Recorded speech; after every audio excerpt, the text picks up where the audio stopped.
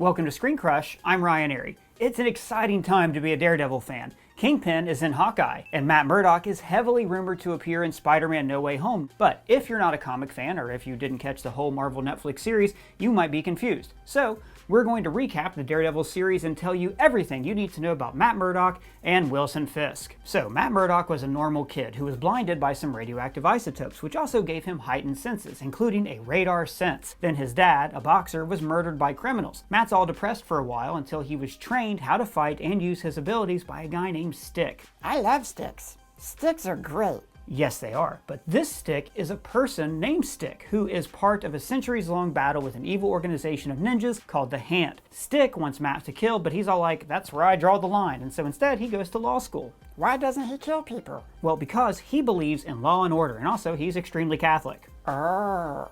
When he's in college, Matt meets a wealthy woman named Elektra, and they beat up bad guys for fun. Also, they do this. She tries to get Matt to kill the guy who killed his dad, but Matt says no, and it actually turns out that Elektra was working for Stick, trying to lure Matt into their war against ninjas. Years later, Matt starts up a law firm with his friend Foggy, who is actually Fulton Reed from the Mighty Ducks and is standing by that haircut. But Matt also tries to find justice outside the courtroom by dressing up in a black suit and mask and beating up crooks. Now, around this time, there is a new alliance of criminals controlling the underworld. There are Madame Gao and Nobu, who are secretly with the Hand, some Russians, the Warden from Shawshank Redemption. Disappeared like a fart in the wind. That's right. And Wilson Fisk. When he was a kid, Wilson Fisk pulled a Maxwell and killed his daddy with a hammer because he was abusing his mom. Now, this actually taught Wilson that to make the world a better place, you have to make hard decisions. So now, in modern day, he wants to rebuild the city after the Battle of New York and the Avengers, and he doesn't care how many people he's got to kill to make this happen. But he does have a soft spot for a woman named Vanessa, who sells him a piece of art that he loves to stare at.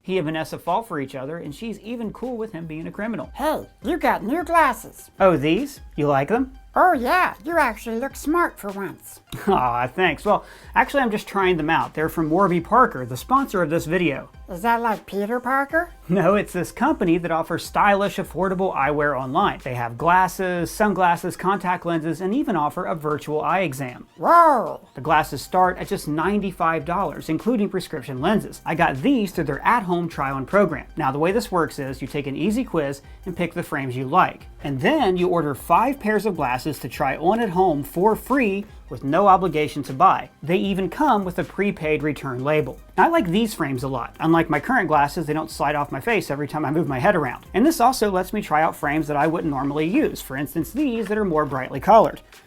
Let me know if you like these or the other ones better down in the comments. I also really like these sunglasses, which start at $95 and are available with a prescription. They are scratch resistant and provide 100% UV protection. And best of all, you can renew your prescription online. Their virtual vision test costs just $15, and you can do it right at home or on your iPhone. Just download the Warby Parker Virtual Vision Test app to see if you're eligible. So if you're interested, just click the link in the description to get started with your own at-home tryout. So Matt and Foggy start up a small law firm to provide help to poor people, and they meet Karen Page, who's actually been framed for murder by the Kingpin. She ends up becoming their secretary. I think you mean executive assistant. Yes, thank you, I did mean that. So Matt keeps beating up folks in the underworld, but he's just one guy, so he really takes a beating. He gets patched up by a nurse named Claire, and the two of them...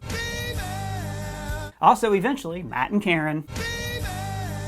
So Matt eventually crosses paths with Wilson Fisk and is determined to bring him down. He, Foggy, and Karen work with a reporter named Ben Urich to find evidence against him. But they dig a little too deep, and Fisk kills Urich with his own hands. Oh no, I liked him. I know, me too. And Foggy discovers Matt's secret identity, and they fight about it, but eventually they come together to bring down Fisk. Hashtag justice for Ben Urich. And also, the Hand is digging a giant hole in the ground. Why? Barely matters. Okay then. So for his final fight against Fisk, Matt gets a special armored suit made, and the press start calling him Daredevil. Then he gets evidence against Wilson Fisk, and he fights him, and he sends him to jail. The end. No, there's more. Kingpin left a power vacuum, and now there are gangs everywhere trying to take control. And there's a new vigilante running around called the Punisher, and he actually kills people. Like Tony Stark in Iron Man 1. Exactly. Well, wait, not exactly, but you get the general idea. So Matt takes a shot to the head and temporarily loses his powers. Just like all superheroes in their sequels. Actually, yes, exactly like that. So the Punisher is this guy named Frank Castle, and his family was killed by criminals, and he swore vengeance. Matt tries to stop him, and they have this whole conversation about the morality of killing, and it's great. Everything you do out there in the streets, Red, it doesn't work. Did you know that? Oh, and what you're doing is better? What I do, I just do. It's out of necessity. So Frank eventually gets caught and goes to jail, and also Karen forms kind of a bond with him, and eventually she'll advocate for him at the newspaper she works at. Wait, I thought you said she was an executive assistant. She was, but now after Ben died, she becomes a reporter. So she's got a degree in journalism with several qualifications? Not at all. Okay then. So Elektra comes back into Matt's life, and they team up to fight the Yakuza before discovering that they're actually undead zombie ninjas running around that were created by the Hand. The scar, it looks like it's from... An autopsy. That's not possible.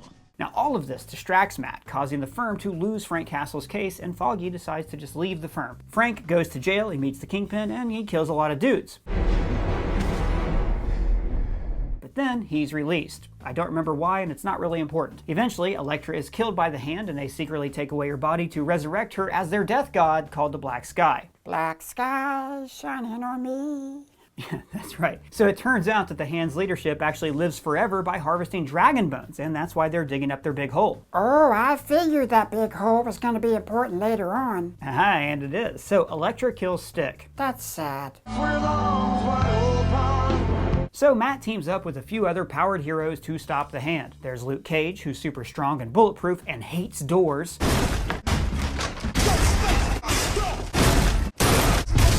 That's awesome. Jessica Jones, Private Eye, also a super strength. That'll be useful. Yes, it will. And then there's also Iron Fist. Oh, what's he do? Well, he fights very slowly and can make his hands super hard with his chi. Oh, So they all team up together to stop the Hand from destroying New York, and at the end, Matt sacrifices his life to save everyone. the end. Well, actually not quite, because he's actually alive and is nursed back to health by a nun. And guess what? That's actually Matt's mom. Wow, you never get to say that in context. So Matt commits to being Daredevil full-time since his life sucks now. Meanwhile, Fisk cuts a deal with the feds to protect Vanessa, and I think they get married at some point around here.